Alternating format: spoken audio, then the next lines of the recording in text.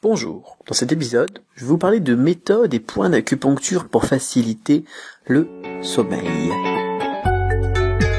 Je réponds à vos questions en vous présentant la Chine et le chinois tels que je les vois et tels que je les vis. Bienvenue dans la Chine, le chinois, comment c'est vraiment.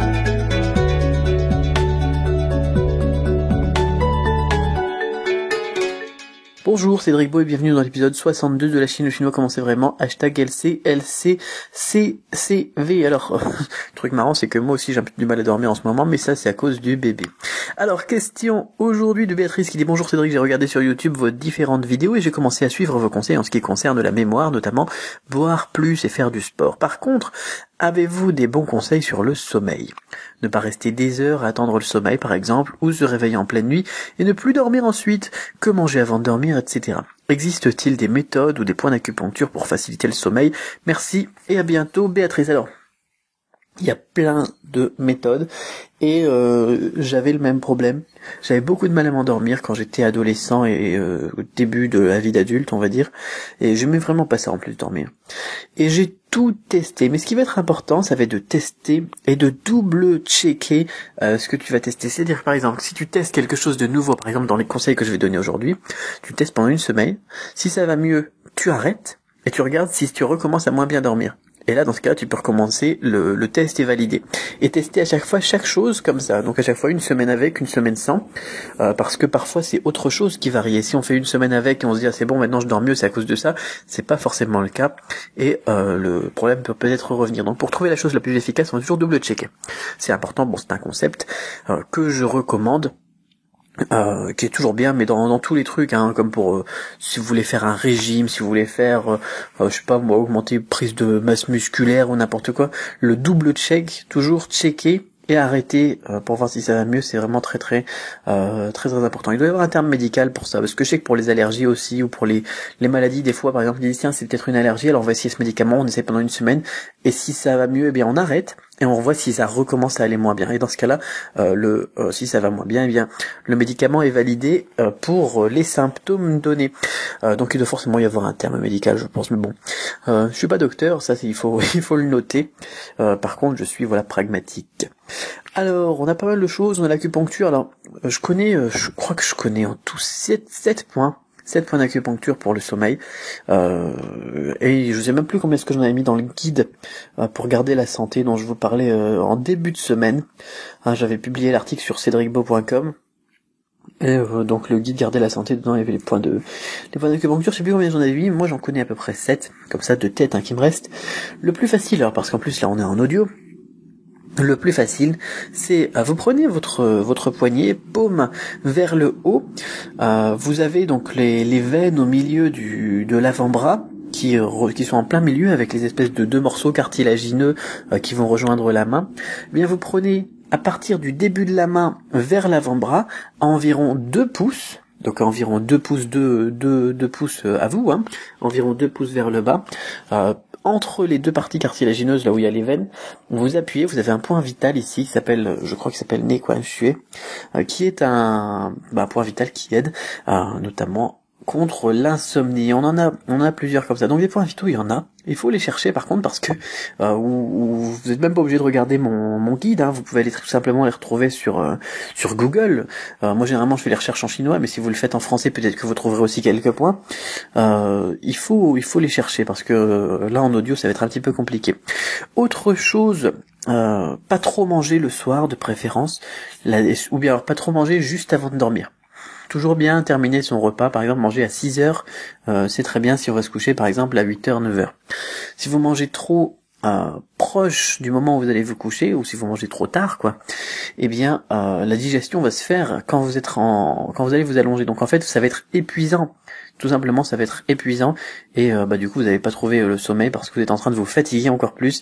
Et le corps il s'active. Et du coup c'est pas quelque chose qui favorise effectivement Le sommeil.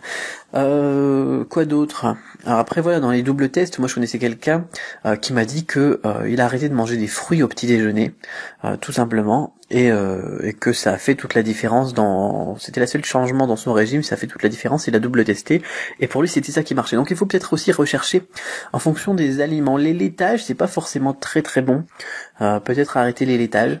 Tous les laitages, c'est aussi, tiens, ça on peut aussi faire le double test pour les gens qui ont de l'acné, tiens. Si vous avez de l'acné, ou des boutons d'acné, parfois on a des gens qui, jusqu'à même très vieux, font des boutons d'acné, et c'est les laitages. Tout simplement. Et là aussi, encore une fois, il faut faire le double test. Le test double check. Enfin, moi j'appelle ça test double check, enfin test et double check, mais je sais pas comment on pourrait appeler ça autrement.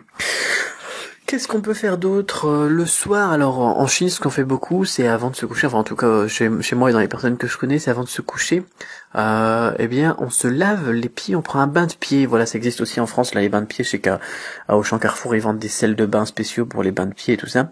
Un bain de pied bien chaud, ça aide à la circulation, c'est déjà très bon pour le corps, et ça aide aussi à aller se coucher, donc tranquille.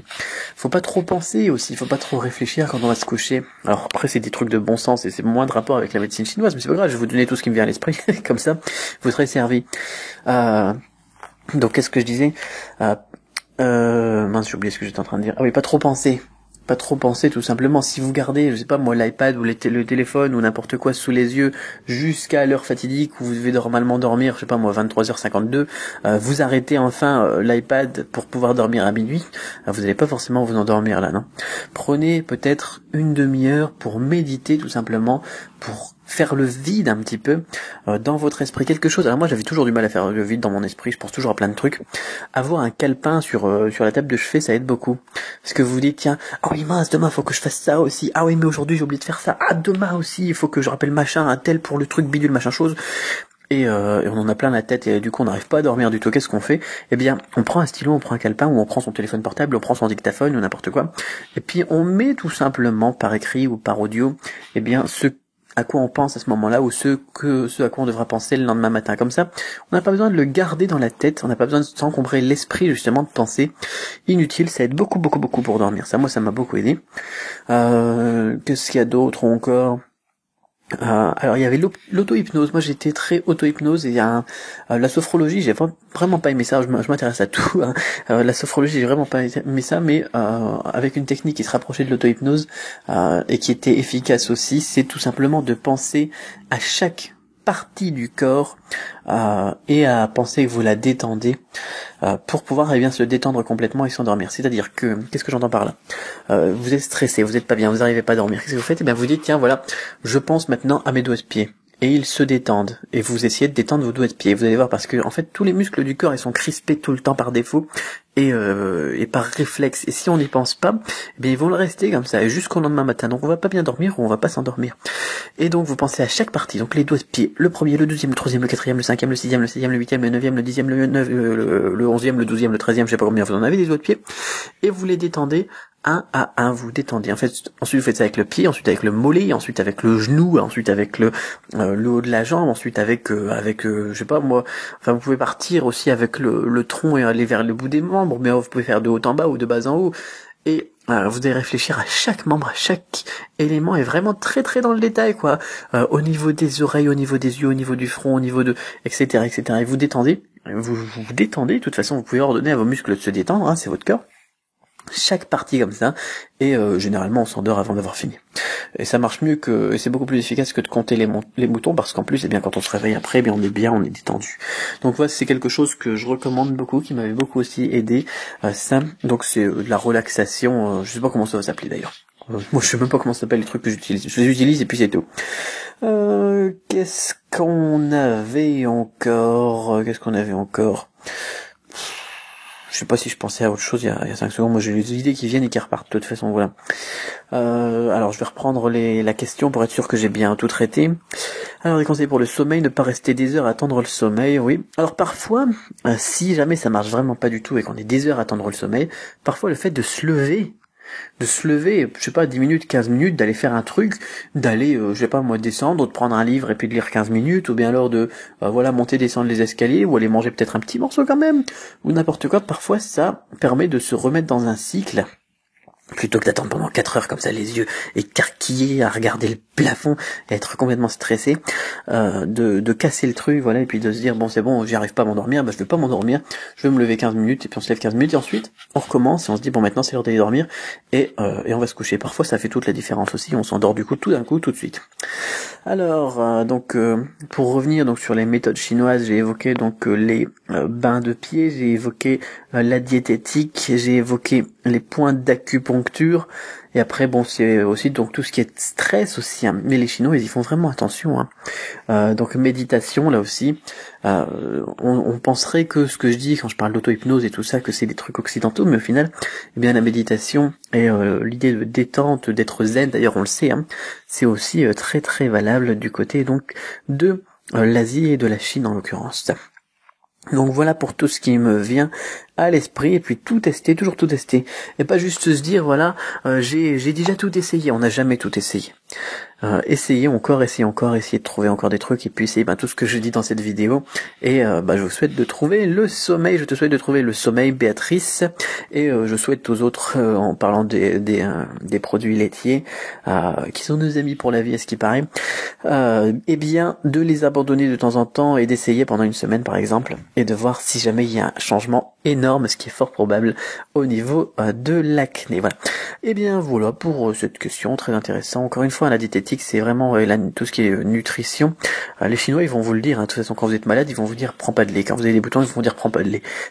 En France, on nous met des pubs pour nous dire prenez du lait, mangez du lait, mangez du lait. Voilà, c'est sympa. Et ouais. Ah bon. Voilà pour aujourd'hui, hein, j'arrête maintenant.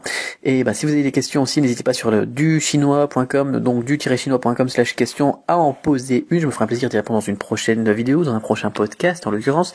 Et si vous en avez d'ailleurs d'autres sur tout ce qui est acupuncture, médecine, mode de pensée et tout ça, c'est génial. J'ai vraiment adoré cet épisode, c'était sympa. Ça part un peu dans tous les sens, mais il y a tellement de bonnes choses et de bons conseils que ça me fait plaisir de les partager, ceux-là, parce que c'est vraiment des trucs qui changent la vie, et le sommeil et le bien-être et tout ça, c'est vraiment quelque chose qui est essentiel financièrement, ça devrait être la priorité. Malheureusement pour beaucoup de gens ça ne l'est pas. Alors, je vous souhaite une bonne santé et un bon gros dodo.